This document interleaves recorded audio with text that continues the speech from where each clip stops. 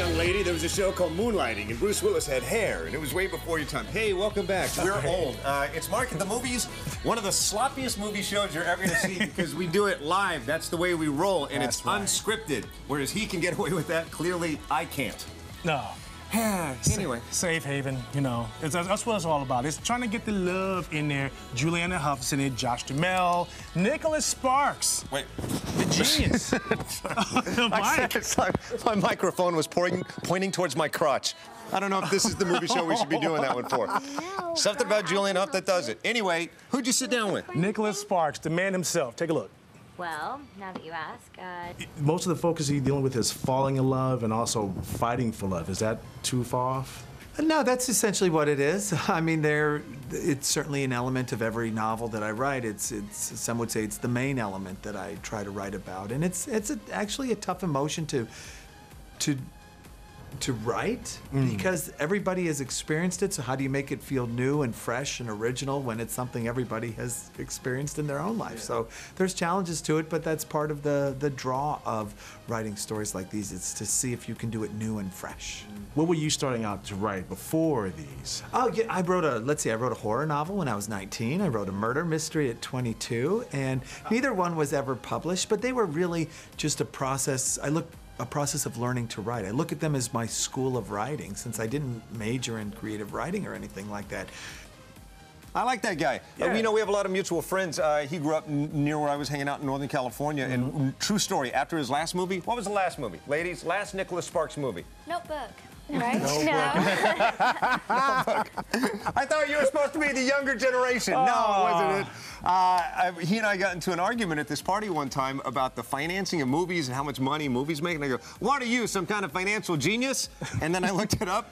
He actually is. Yeah, that was his first career. Yes, that's what he did. All right, so who else did you talk to? Julianne Hough, and she was awesome in the movie. Great scenes, great picture. Take a look.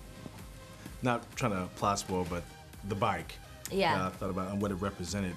Yeah. In real life, anything that you find sexy or attractive that someone gives to you, like not necessarily a bike, but I don't know. Yeah.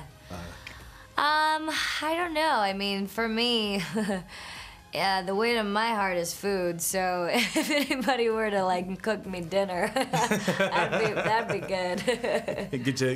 get the whole thing out there. Yeah, and like I'm all about presentation for like food and setup and making sure the plate looks pretty. So if somebody were to do that for me, that would be very thoughtful because they know how much I love that. So the French fries and the greasy bag is out. I mean, no, I love greasy stuff and French fries and burgers and stuff, but I just like it to look pretty on the plate.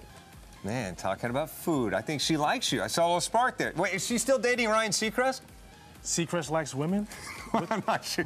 I'm not sure, but allegedly they were dating. Oh, okay. Emphasis on allegedly. Yeah. Anyway, hey, we're going to bring Tara back in from Phoenix. So, Tara, I understand you were sitting right next to this guy at the big screening, the big premiere.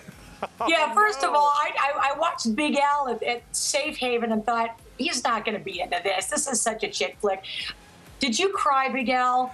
Yeah, a little bit. It was a little bit right here. A little bit right here. It came down. Here's the better question, because for those of you who have read the book, you know there's kind of a big twist. There were audible gasps from the men when the twist was revealed going, oh, come on. Al, was that you? Yeah, I raised my hand. That's me. That was me. I was like, what? Who knew? Yeah. Next Nicholas Sparks movie, maybe he and Ryan Seacrest can get together and watch it. Hey, Tara, thank you very much for hanging out with us. Always a pleasure, my friend. Love you guys. Hey, same back. Yeah.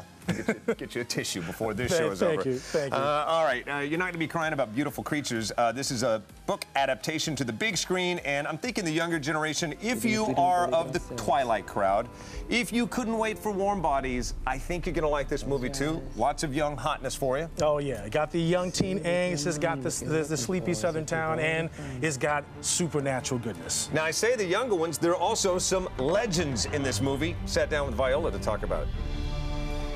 What about the cast? 10, 20 movies from now, when you look back and you see this movie poster, what are you going to remember? Who are you going to remember working with, or a day on the set? First of all, Emma Thompson, I will absolutely remember, just because she's an incredible actress, and at rehearsals and everything, and how funny she is, and how absolutely kind she is. She gave me some presents when we first started shooting that were absolutely so specific to who I am and where I was in my life.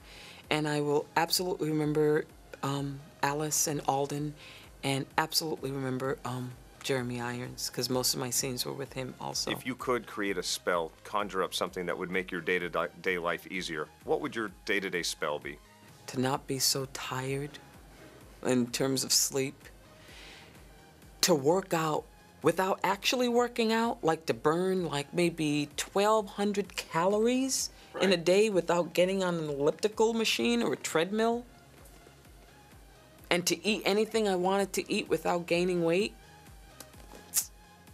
That's the magic I would perform. Amen. Amen, yeah. Viola Davis. That's a full day for me. I want that wish right there. To describe my perfect world where beer kills fat cells. Oh, yes. Jeremy Irons, great in it. This movie has got a little something for everyone. I liked it. I don't like it as much as I liked Warm Bodies, but I did like it, and there was some young hotness. Oh, speaking of which, did you talk to Amy Rossum about it? I did. Look, you've worked with CG before. You've had some After Effects added before, but so much of this movie you have to imagine and just go on assumption and take direction, not knowing really what the finished product is going to look like. For me, I think I was lucky. All the scenes I was involved in that involved CG wasn't that much CG, especially the big set piece I'm in is in the room at the Thanksgiving dinner, which is spinning and turning and where we're kind of having our big girl fight. And so for us, they built the set in a way that it would actually do all of that. So we were actually kind of strapped down to different parts of the set that would spin and turn and rock.